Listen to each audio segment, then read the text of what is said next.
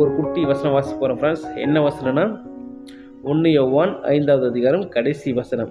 என் பிள்ளைகளே, விக்கிரக ஆராதனைக்கு விலகி உங்களை காத்துக் கொள்வீர்களாக அப்படின்னு சொல்லிட்டு யோவான் சொல்ற ஃப்ரெண்ட்ஸ். இந்த டைம் சொல்ற ஃப்ரெண்ட்ஸ், 1 யோவான் 5வது அதிகாரம் கடைசி வசனம்.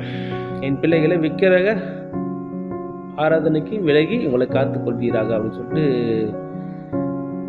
யோவான் சொல்றாரு ஃப்ரெண்ட்ஸ். ஓகே ஃப்ரெண்ட்ஸ், இதான் குட்டி வசனம் ஃப்ரெண்ட்ஸ். ஓகே ஃப்ரெண்ட்ஸ், ஒரு குட்டி இந்த வசனத்தோட கருத்து இது ஒன்றும் எல்லாருக்கும் தெரியும். சிலை வழிபாடு செய்யக்கூடாது. ஏன்னா கடவுள் வந்து வானத்தையும் பூமியும் அண்ட சராசரியும், அதாவது வானாதி வானங்கள், அவருடைய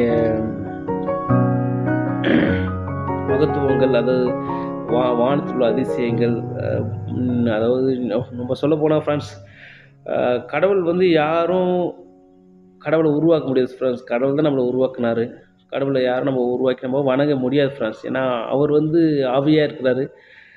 கடவுள் வந்து அவர் வந்து கற்பனை செய்து பார்க்க முடியாத அளவுக்கு அவர் பெரியவராக இருக்கார் ஃப்ரெண்ட்ஸ். ஓகே ஃப்ரெண்ட்ஸ், அவர் என்ன கடவுள் பார்த்தீங்கன்னா மனிதர்களில் பல விதமான பாஷைகள், பல விதமான மனிதர்கள், பல விதமான விலங்குகள் பார்த்தா விலங்குகளில் பல விதமான விலங்குகள், பறவைகள் பார்த்தீங்கன்னா பல விதமான பறவைகள்,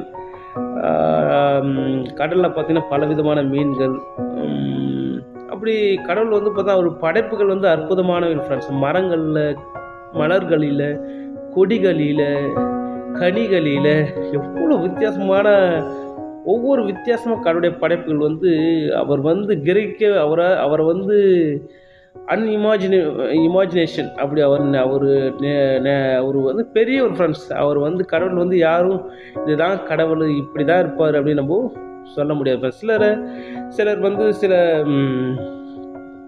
வழிபடுறாங்க. ஆனால் கடவுள் வந்து அவர் ஒருபோதும் இப்படி தான் இருப்பார் சொல்லவே முடியாது ஃப்ரெண்ட்ஸ். கடவுள் வந்து மதங்கள் 1008 மதங்கள் இருக்குது. இந்துக்கள் இருக்காங்க, முஸ்லீம் இருக்காங்க, கிறிஸ்டின் இருக்காங்க, புத்திஸ் இருக்காங்க, ஜெயின்ஸ் இருக்காங்க, இன்னும் பலவிதமான மதங்கள், பலவிதமான தெய்வங்கள், பலவிதமான கடவுள்கள் வந்து நம்ம அநேக நாடுகளில் வழிபடுறாங்க ஃப்ரெண்ட்ஸ்.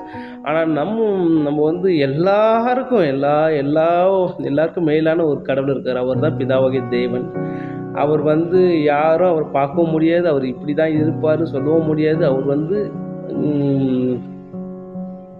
அவர் பெரிய ஃப்ரெண்ட்ஸ். நம்ம அவர் படைப்புகள் வைத்து அவர் கடவுள் எவ்வளோ பெரியவர் என்று நம்ம பார்க்கலாம் ஃப்ரெண்ட்ஸ். ஓகே ஃப்ரெண்ட்ஸ், இதான் இந்த வசனத்தோட கருத்து ஃப்ரெண்ட்ஸ். அதாவது என்ன சொல்ல வரேன்னா, இந்த சிலையெல்லாம் வைத்துட்டு தான் கடவுள் நம்ம சொல்லக்கூடாது ஃப்ரெண்ட்ஸ். அது வந்து ஒரு அறியாமல் அது வந்து நம்ம அப்படி கடவுள் வந்து அப்படி இருக்கக்கூடாது. அப்படி வந்து நம்ம அதை